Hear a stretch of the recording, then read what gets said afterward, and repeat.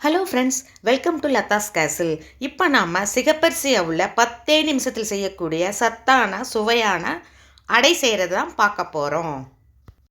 இதுக்கு 1 கப் சிகப்பரிசி அவுல தண்ணியில் நல்லா கழுவிட்டு தண்ணியெல்லாம் சுத்தமாக வடிச்சிட்டு ஒரு 10 நிமிஷம் தண்ணி இல்லாமல் ஊற வைங்க.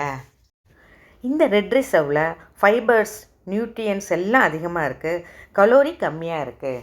அதனால் சுகர் இருக்கவங்களும் இதை சாப்பிடலாம். ஊற வச்ச சிகப்பரிசி அவுளோட 1 கப் கோதுமை மாவு, 1/4 கப் கடலை மாவு போட்டுக்கோங்க. இப்போ இஞ்சி, பச்சை மிளகாய், ஆனியன், 7-8 பீன்ஸு, காலிஃப்ளவர், கொத்தமல்லி இலை, கருவேப்பிலை இதெல்லாம் ஃபைனாக சாப் பண்ணி வச்சுக்கோங்க. இப்போ ஒரு கடாயில் 1 ஸ்பூன் எண்ணெய் ஊற்றி இஞ்சி கொஞ்சம் போட்டு கொஞ்சம் நேரம் ஃப்ரை பண்ணுங்கள்.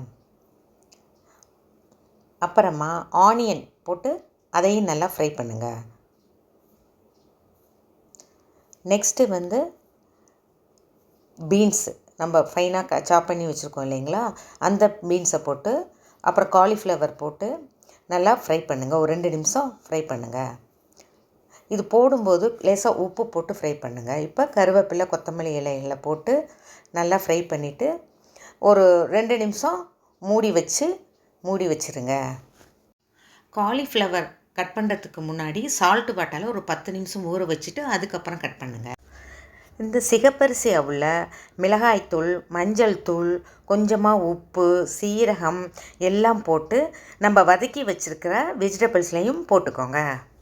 இதே மாதிரி சாமரிசி அவுள், வரகரிசி அவுள், எல்லா சிறுதானிய அவுளையும் செய்யலாம். இப்போ இதை நல்லா கரண்டியால் நல்லா கலந்து விட்டுக்கோங்க.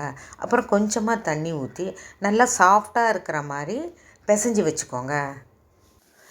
வேணுங்கிற தண்ணி ஊற்றி உருண்டையாக நம்ம உருட்டை வர்ற மாதிரி பிசைஞ்சு வச்சுக்கோங்க.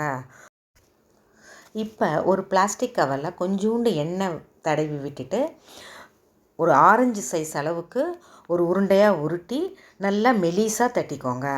இப்போ தோசைக்கல்ல சூடானதும் அந்த மெலிசாக தட்டின அடையை போட்டு அடுப்பை நம்ம சிம்மில் வச்சு தான் இதை சுடணும். இந்த அடைக்கு தொட்டுக்க தேங்காய் சட்னி, பூண்டு சட்னி காம்பினேஷன் நல்லாயிருக்கும்.